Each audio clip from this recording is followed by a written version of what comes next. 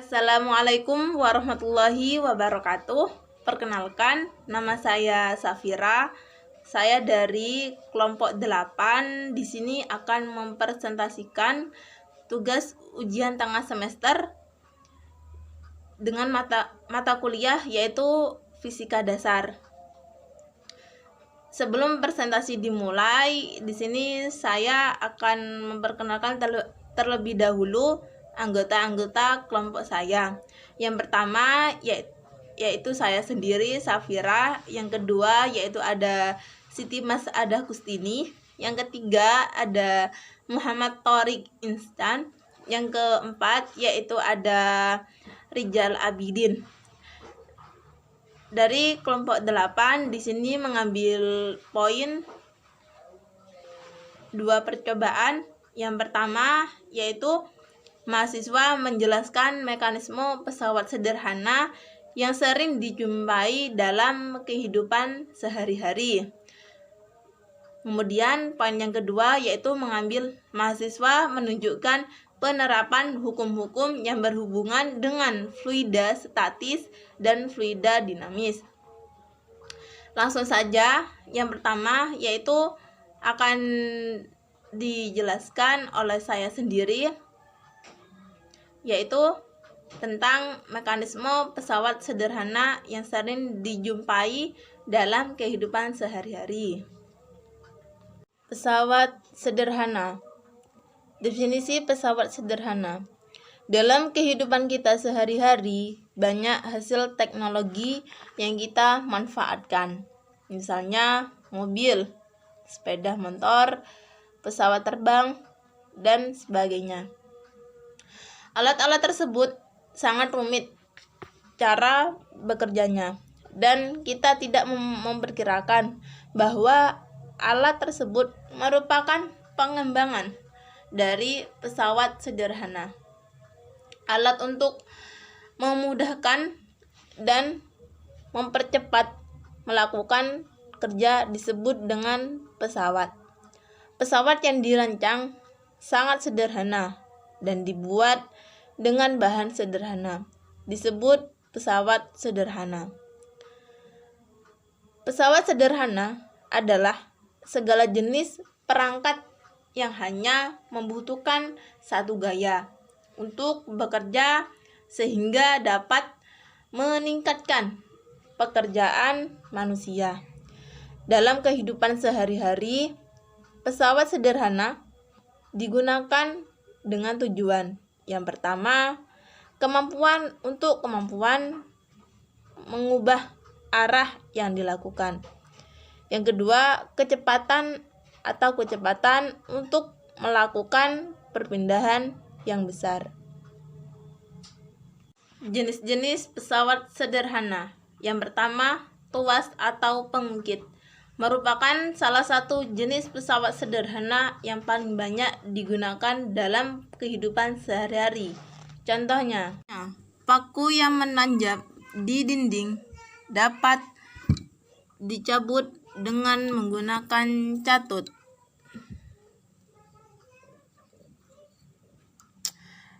Catut termasuk pesawat sederhana yang digolongkan sebagai tuas. Sistem kerja terdiri atas 3 komponen, yaitu beban, titik tumpu, dan kuasa. Beban adalah benda yang akan dipindahkan atau dicabut. Pada contoh mencabut paku, yang menjadi bebannya adalah paku yang menancap pada dinding. Titik tumpunya adalah bagian catut yang berada di antara beban dan tangan. Kuasa adalah gaya yang diberikan oleh tangan untuk mendorong kuas. Dari penjelasan di atas dapat disimpulkan bahwa tuas atau pesawat sederhana yang memiliki lengan yang berputar pada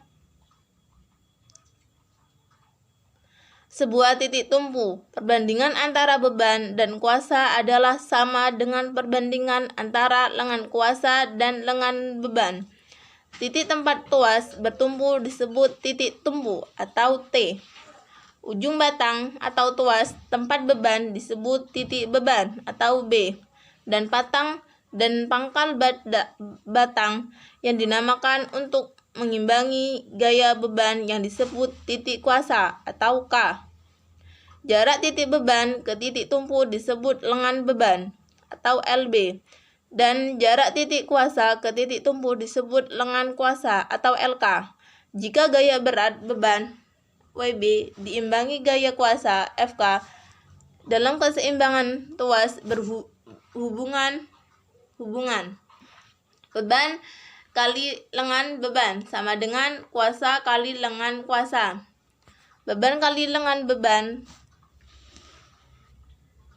yaitu keuntungan mekanik tuas, yaitu perbandingan antara gaya berat beban dan gaya kuasa atau perbandingan antara lengan kuasa dengan lengan beban.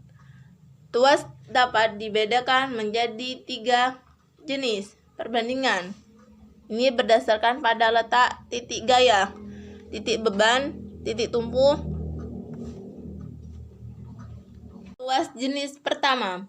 Jenis tuas ini mempunyai ciri titik tumpunya terletak di antara titik gaya kuasa dan titik beban. Perhatikan sebuah catut yang digunakan untuk mencabut paku. Letak titik tumpu berada di antara beban dan tangan kamu. Dengan demikian, catut termasuk tuas jenis pertama.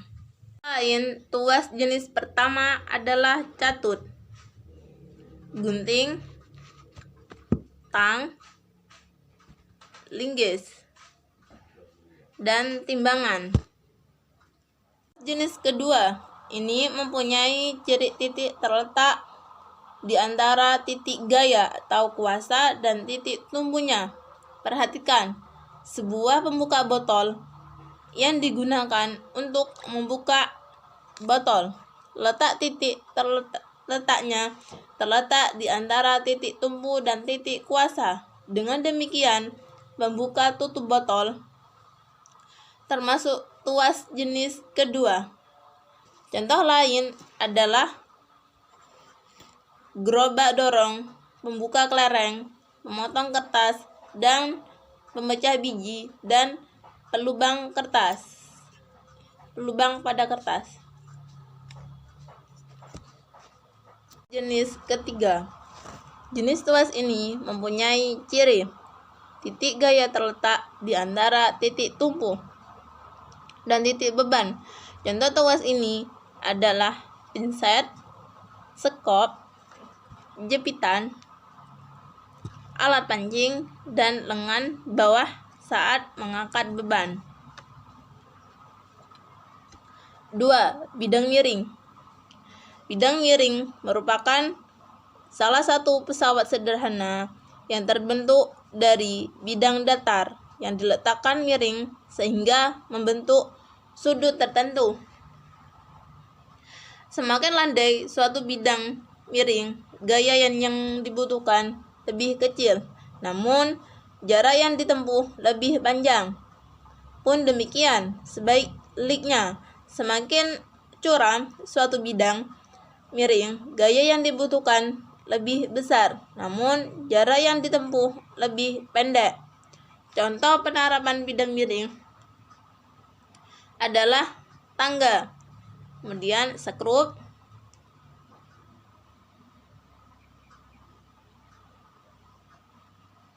habis itu pisau, gergaji,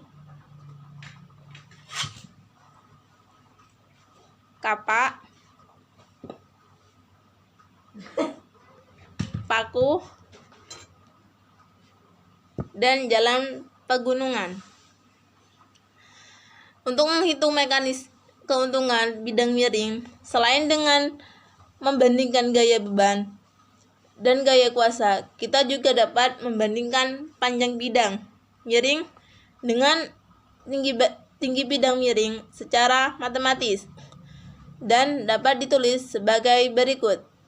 SH per H sama dengan W per F. Pesawat sederhana selanjutnya yaitu katrol. Katrol adalah sebuah roda yang melingkupinya diberi tali dan dipakai untuk memudahkan pekerjaan manusia. Katrol sangat baik digunakan untuk memindahkan beban ke atas. Katrol dapat dibedakan menjadi 3. Yang pertama, katrol tunggal tetap. Yang kedua, katrol tunggal bergerak dan takal. Yang pertama, katrol tetap. Prinsip kerja katrol tetap sesuai dengan namanya. Sistem katrol ini dibuat sedemikian rupa sehingga katrol tersebut tetap pada posisinya. Contohnya yang kamu sering lihat sehari-hari seperti katrol yang digunakan untuk menimba air. Seseorang yang dapat mengambil air dari sumur yang dalam menggunakan timba. Timba memanfaatkan katrol tetap yang berfungsi untuk mengubah arah gaya. Jika tali yang terhubung pada katrol ditarik ke bawah, maka secara otomatis timba yang berisi air akan tergerak ke atas. Keuntungan mekanis katrol tetap sama dengan 1. Katrol pada katrol tetap tunggal, gaya kuasa yang digunakan untuk menarik beban sama dengan gaya beban. Yang berbeda dengan katrol tetap. Katrol bebas berlawanan dengan katrol tetap. Kalau katrol bebas adalah katrol yang berporosnya tidak dipasang di suatu tempat yang tetap, sehingga katrol dapat berpindah tempat atau bergerak bebas saat digunakan. Pada katrol jenis ini, gaya kuasa yang dikeluarkan untuk menarik bebannya bernilai setengah dari berat bebannya. Oleh karena itu, keuntungan mekanis katrol bebas bernilai 2. Katrol bebas biasanya ditemukan pada alat-alat pepangkat, peti kemas di pelabuhan. Contoh katrol bebas pada alat konstruksi. 3. Katrol majemuk. Katrol majemuk adalah susunan katrol yang terdiri lebih dari 1 katrol. Katrol majemuk biasanya digunakan untuk mengangkat beban yang berat. Katrol majemuk dapat menggunakan 2 katrol, di mana 1 sebagai katrol tetap dipasang di atas dan 1 lagi sebagai katrol bergerak. Takal juga dapat menggunakan 3 atau 4 katrol. Keuntungan mekanik tergantung jumlah katrol dan tali yang mengatur. Contoh katrol majemuk pada alat konstruksi. Jenis pesawat sederhana yang keempat yaitu roda berporos. Roda digunakan untuk memindahkan benda agar lebih ringan. Roda memiliki sebuah poros dan bisa berputar pada porosnya. Salah satu contoh roda adalah roda sepeda yang biasa kamu naiki sehari-hari. Jenis roda poros. Yang pertama, roda stali. Roda stali yaitu 2 buah roda atau lebih yang melayani dengan tali. Roda sepusat. Contohnya roda sepeda yang terlayani dengan rantai dan roda sepeda motor yang melayani dengan rantai. Roda sepusat yaitu 2 buah roda atau lebih yang memiliki pusat yang sama. Contohnya roda pada mobil truk. Roda bersinggungan. Gigi roda merupakan contoh pesawat sederhana. Gigi roda yang banyak digunakan pada mesin-mesin mobil, sepeda motor, dan sepeda. Pernahkah kamu memperhatikan ketika kamu naik sepeda? Ketika kamu melewati tanjakan, sepeda kamu akan terasa berat. Hal ini karena tarikan gaya gravitasi yang bekerja pada badan dan sepedamu. Sepeda masa kini telah dilengkapi dengan roda gigi yang lebih dari 1. Gigi roda ini berfungsi untuk meningkatkan atau menurunkan putaran. Ketika sepeda akan melewati tanjakan, kamu pasti memindahkan gigi roda belakang sehingga rupa sehingga rantai akan terhubung dengan roda yang paling besar. Gigi roda depan yang berhubungan langsung dengan pedal tepat menggayung perubahan rupa sehingga rantai akan terhubung pada gigi yang paling kecil. Hal ini mengakibatkan laju sepeda akan melambat. Tetapi kamu akan merasa gayungan kakimu menjadi ringan, sehingga dengan gaya yang sama seperti yang digunakan untuk menggayung sepeda pada jalan datar, kamu dapat melewati tanjakan. Tadi presentasi dari saya mengenai mekanisme pesawat sederhana dalam kehidupan sehari-hari. Apabila terdapat kesalahan, saya mohon maaf yang sebesar-besarnya. Assalamualaikum warahmatullahi wabarakatuh.